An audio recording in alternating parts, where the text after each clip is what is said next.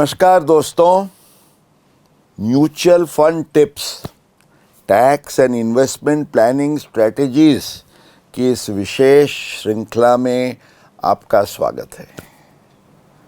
दोस्तों, आपको याद होगा कि हम आगे इसके पहले 5 एपिसोड्स की प्रस्तुति कर चुके हैं, जिसमें म्यूचुअल फंड के निवेश से क्या फ़ायदे होते हैं, ख़ास तौर से इन्वेस्टमेंट के पॉइंट ऑफ व्यू से, और इस निवेश से आप क्या टैक्स की बचत भी विशेष कर सकते हैं। टैक्स प्लानिंग, टैक्स के बारे में विस्तृत समझदारी हमने इस श्रृंखला में पेश की है।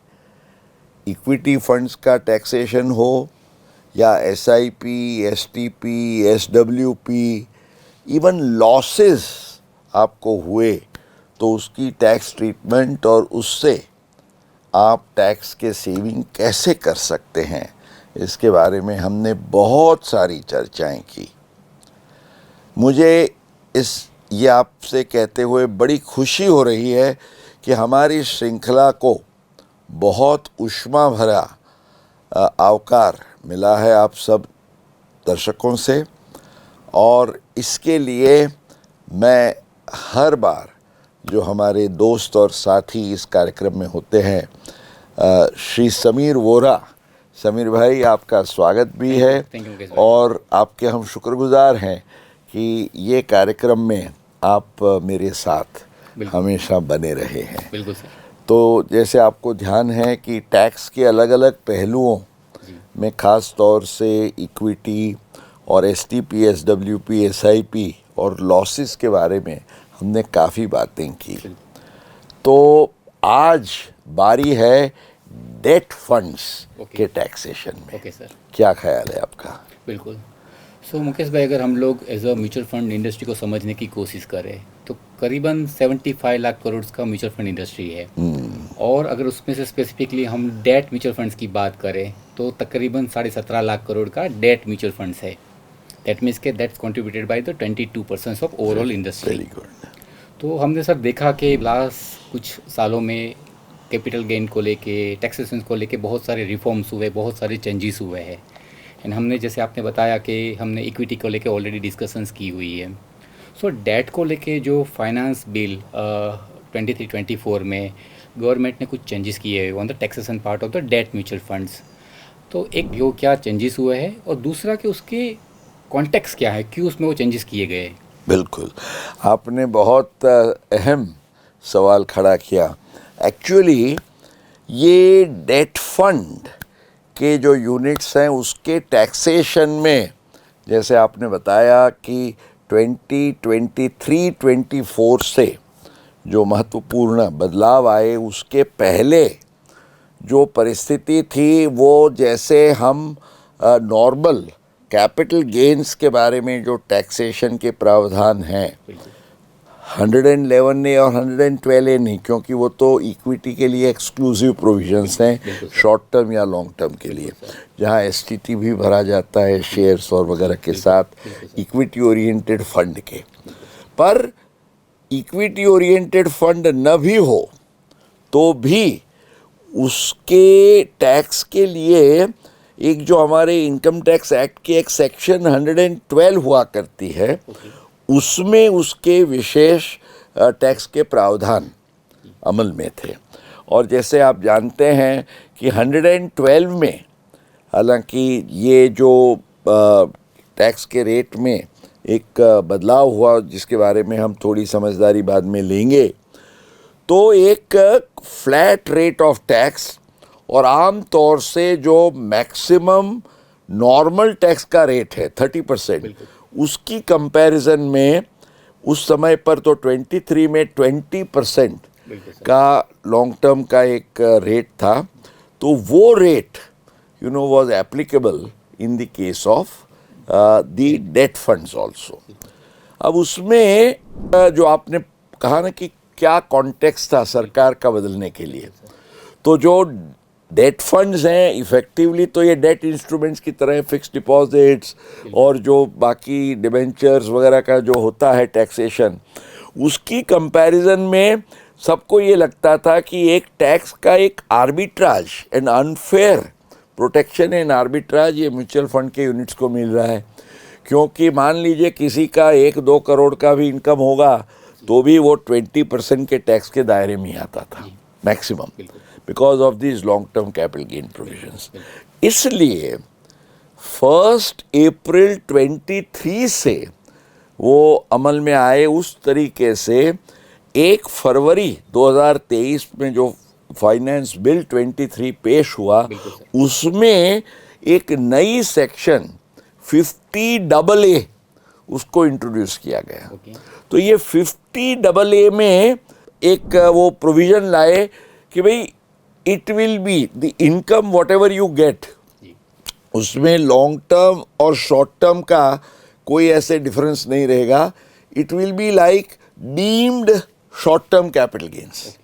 माना आपको अगर डेट फंड के यूनिट से कोई भी फायदा होता है, गेन होता है, तो उसको नॉर्मल इनकम गिनते हुए उस पर डीम्ड शॉर्ट टर्म गेन्स उसको मानते हुए जो भी आपका टैक्स रेट आएगा वो लगेगा। माना अगर आप 30% के ब्रैकेट में जाते हैं, उस समय पे 15 लाख का वो कट ऑफ था फॉर द 30% ब्रैकेट, तो 30% के ब्रैकेट में आप चले जाते हैं। तो that was the effective amendment that was brought. So Mukesh भाई, मेरा सवाल है डेट म्यूचुअल फंड से उसके क्राइटेरिया क्या है और उसका टैक्स ट्रीटमेंट किस तरह से काउंट किया जाता है?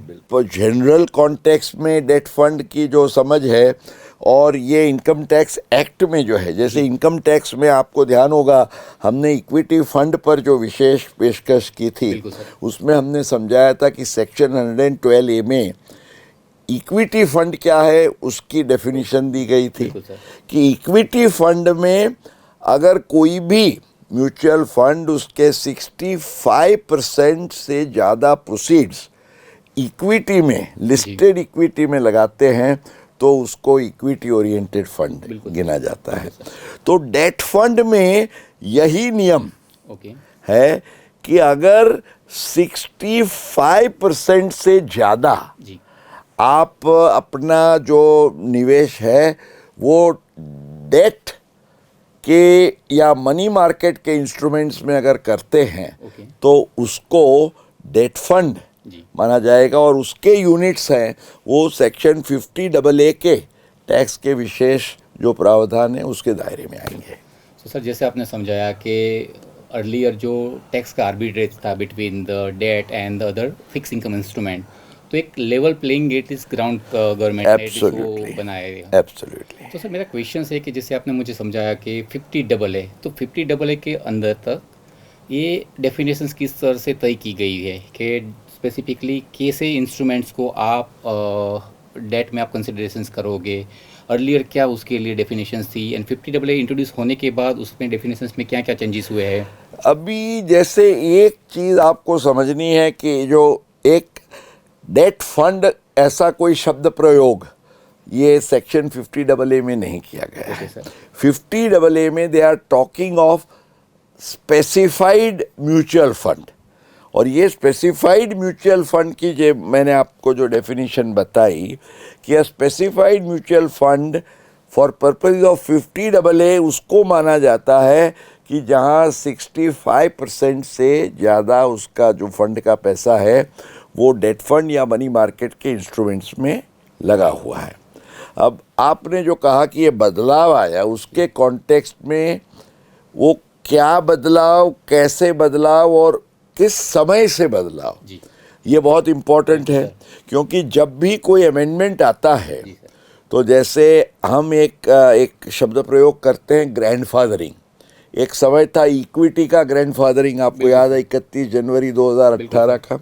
तो उसी तरह से, उसी एनालॉजी से ये जो एक चेंज आया 31 मार्च 2023 के बाद, माना प्रावधान क्या है 50AA में कि 1 अप्रैल 2023 ऑनवर्ड्स जो भी इन्वेस्ट किए जाते हैं ऐसे स्पेसिफाइड म्यूचुअल फंड के यूनिट्स अर्थात डेट फंड के यूनिट्स, तो उसका टैक्स ये deemed short term capital gains के तरह नॉर्मल इनकम मानते हुए टैक्स किया जाएगा एंड एज आई एक्सप्लेन 30% में जा सकता है। मुकेश भाई, मेरा दूसरा सवाल है स्पेसिफिकली, जैसे आपने बताया कि कुछ ऐसे इन्वेस्टमेंट्स है जो मैंने 31 मार्च 2023 के पहले किए हुए हैं, तो उसके लिए टैक्स ट्रीटमेंट किस तरह से एप्लीकेबल हो रहा है, और मेरे जो इन्वेस्टमेंट 1 अप्रैल 2023 के बाद मैंने जो इन्वेस्टमेंट्स किए हुए हैं, तो उसमें टैक्स का एंगल किस तरह से आता है, उसका टैक्स कैलकुलेशन किस तरह से किया जाता है? माना ये जो प्रोविज़न है उसका इम्पैक्ट प्रोस्पेक्टिव बना रहे और जो इन्वेस्टमेंट ऑलरेडी हो चुका है उसको रिट्रोस्पेक्टिवली कोई असर नहीं करे, इसलिए हम उसको ग्रैंडफादरिंग ऑफ डेट फंड्स के प्रोविज़न के कॉन्टेक्स्ट में उसको समझेंगे। तो ये एक विशेष प्रावधान किया गया है कि this 50AA will apply to which funds और gains of which funds 1 April 23 के बाद, उस तारीख या उस तारीख के बाद जो निवेश किया जाता है उसके लिए। इनफैक्ट हुआ क्या, मैं आपको बताऊं, बहुत इंटरेस्टिंग था। 1 फरवरी 2023 को फाइनेंस बिल का प्रोविजन आया। The provision was to take effect from 1 April 23। तो समझिए 1 फरवरी से लेके 31 मार्च तक पर्टिकुलरली HNIs ने तो बारिश बरसा दी ये इंस्ट्रूमेंट्स में कि भाई चलो ये 31 मार्च से अभी बदलाव आ रहा है तो उसके पहले जो भी फायदा है हम ले लें। जो जिन्होंने ऑलरेडी कर चुके थे उनको तो ये फायदा मिलना ही था। अब आपको ध्यान रखना है इसमें थोड़ा एक क्लैरिटी के लिए, क्योंकि ये पिछले 2-2.5 साल में इतने सारे अमेंडमेंट्स हुए हैं। अब 50AA में एक तो मैंने जैसे बताया आपको 1 अप्रैल 2023 से चेंज हुआ। पूरा कैपिटल गेन का समझिए जो टैक्स का पूरा सेटअप और स्ट्रक्चर है ना, period of holding, tax rate, इस सब में बहुत फंडामेंटल चेंजेस जो 2024 में, वो इट वाज नॉट 1 फरवरी को तो इंटरिम बजट आया, पर नई सरकार के आने के बाद वित्त मंत्री तो वही बने रहे निर्मला जी ने, उन्होंने 23 जुलाई 2024 को जो बजट पेश किया उसमें उन्होंने जो बदलाव किए, जैसे हम हमारे दर्शकों को क्लियर आइडिया आए इसलिए उस स्क्रीन पर भी दिखा रहे हैं। पहला बदलाव क्या किया कि लॉन्ग टर्म और शॉर्ट टर्म का जो होल्डिंग पीरियड था 3 साल, जो पहले 3 साल था उसको उन्होंने घटा के 2 साल कर दिया, तो वो आपको ध्यान रखना है। सेकेंडली उन्होंने जो रेट ऑफ टैक्स था उसमें अलग अलग रेट्स हुआ करते थे, उसको यूनिफॉर्म करने के पॉइंट ऑफ व्यू से लॉन्ग टर्म में उन्होंने एक ही रेट तय किया 12.5%। बिल्कुल सर, क्योंकि पहले क्या हुआ करता था, यूज्ड टू हैव 10% इसके इक्विटी के लिए और 20% फॉर अदर्स। 10% में इंडेक्सेशन नहीं था, 20% में इंडेक्सेशन का फायदा मिलता था, तो काफ़ी कुछ कॉम्प्लेक्स प्रोविजंस थे। तो उनको ये लगा कि भी सिंपल बनाने के लिए इंडेक्सेशन को निकाल दो। तो उन्होंने 23 जुलाई 2024 से except for one special case, वो भी जब बजट पास होने का था तब काफ़ी उस पर डिमांड की गई इसलिए उसको रखा गया, उसके बारे में हम देखेंगे बात। बट अदरवाइज इन प्रिंसिपल उन्होंने इंडेक्सेशन को रिमूव किया और उन्होंने कहा कि अब 20% नहीं, 10% भी नहीं, सबके लिए एक ही रेट 12.5%। तो वो रेट वो ले आए, वो आपको ध्यान रखना है। तो इसका मतलब क्या हुआ कि 22 जुलाई 2024 तक, माना 1 अप्रैल 2023 से लेके 22 जुलाई 2024 तक अगर आपने वो पुराने 31 मार्च 23 पहले वाले यूनिट्स उसको अगर आपने बेचा है बिल्कुल। तो आपको इंडेक्सेशन का फायदा गिनते हुए 20% का टैक्स लेना है, जहां होल्डिंग पीरियड 3 साल का करेक्ट सर, गिनना था। बिल्कुल सर। अब 23 जुलाई से पूरा सिनेरियो बदल गया। जी सर। 2 साल नो इंडेक्सेशन एंड आपका जो टैक्स का रेट है जी। वो 12.5% हो गया। तो इसमें कहीं खुशी कहीं गम रही। बिल्कुल सर, बिल्कुल। एक्चुअली मैं आपको बताऊं सबीर भाई कि जो 6-7 साल जी। से जिन्होंने ज़्यादा निवेश किया था वो बेचारे दुखी हुए, क्योंकि उनको इंडेक्सेशन का फायदा मिलते हुए जी। वो जो 12 इफेक्टिव रेट 12.5% से कम होता था, बिल्कुल sir. Considering the cost inflation index. पर जो जिन्होंने 2-3-4 साल का ही निवेश किया था, 3 साल के बाद तो लॉन्ग टर्म हो जाता बिल्कुल था। सर, बिल्कुल सर। समझिए until yesterday it was like short term, correct. और यकायक बिकॉज 3 साल का 2 साल हो गया तो इट बिकेम लॉन्ग टर्म। बिल्कुल सर। तो काफ़ी कुछ परिवर्तन आए, पर ये 12.5% बिकेम एडवांटेजियस फॉर दोज जिनके 2-3-4 साल का ही निवेश जो था, recently जिसने investment उनके किया। लिए वो फायदा हुआ। तो कहीं खुशी और कहीं गम।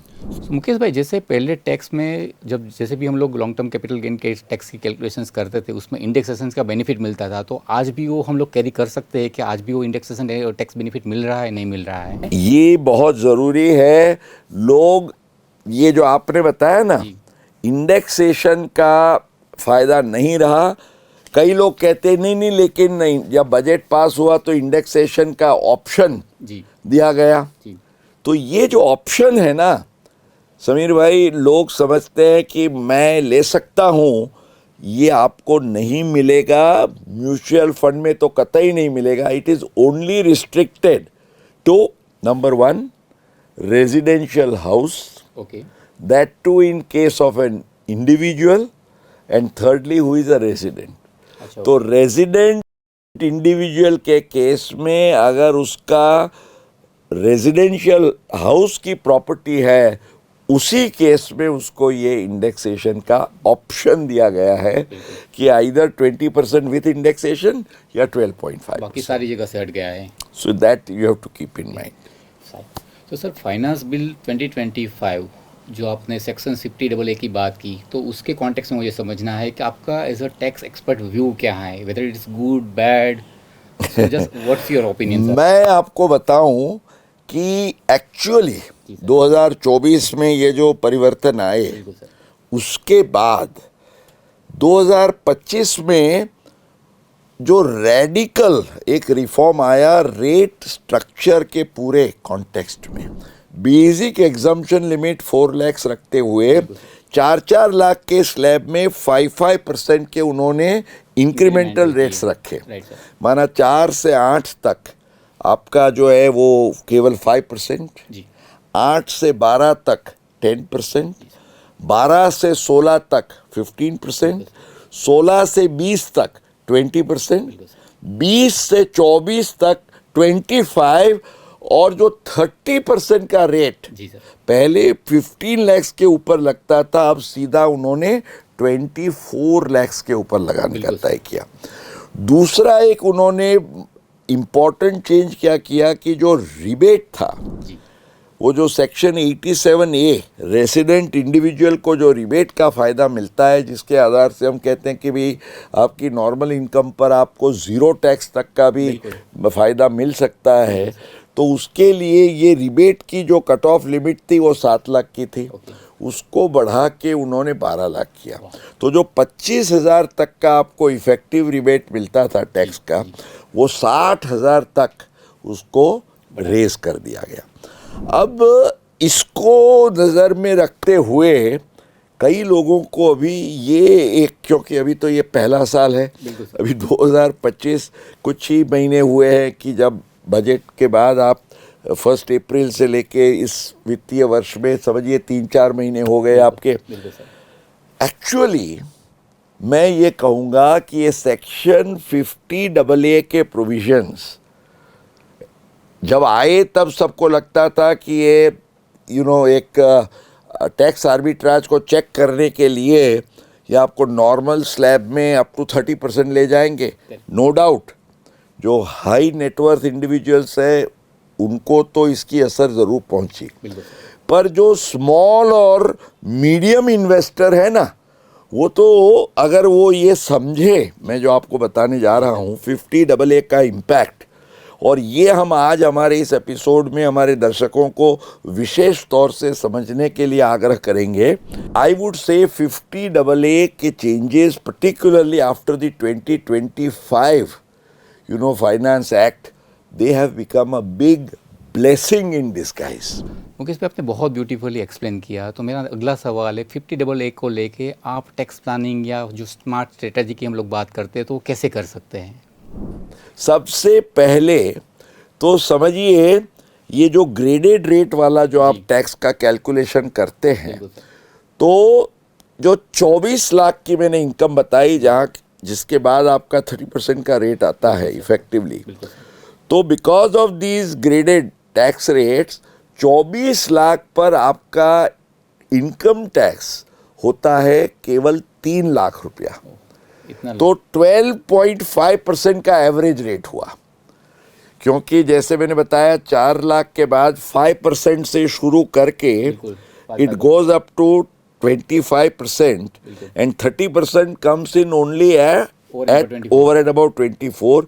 इसके कारण आपका 3 लाख का tax, average rate of 12.5 on income of 24 lakhs. अच्छा, अगर आप समझिए 12 लाख तक की आपको नॉर्मल डेट म्यूचुअल फंड की इनकम है, तो क्या होगा? It is your normal income. तो उस केस में नॉर्मल टैक्स के रेट्स लगते हैं, इसलिए 87A का आपको रिबेट का पूरा फायदा मिलेगा। अब आप जानते हैं कि जहां 111A और 112A के स्पेशल रेट्स लगते हैं, इस बजट में वित्त मंत्री ने क्लैरिफाई किया कि स्पेशल रेट्स वाली जो इनकम है 111A 112A, उसमें रिबेट नहीं मिलेगा। सो व्हाट विल हैपन, एक अगर हम दो केसेस कंपेयर करें, मान लीजिए किसी के केस में उसको 12 लाख का इक्विटी का गेन हुआ, जो 112A में लॉन्ग टर्म में आता है, तो 12.5% 4 लाख उसका एग्जाम जाएगा, और बाकी का जो उसका 8 लाख है उस पर 12.5% के हिसाब से 1 लाख का टैक्स लग जाएगा। बिल्कुल सर। अब उसी केस में बंदा इक्विटी फंड के बजाय अगर डेट फंड में रहा, तो 12 लाख पर टैक्स हो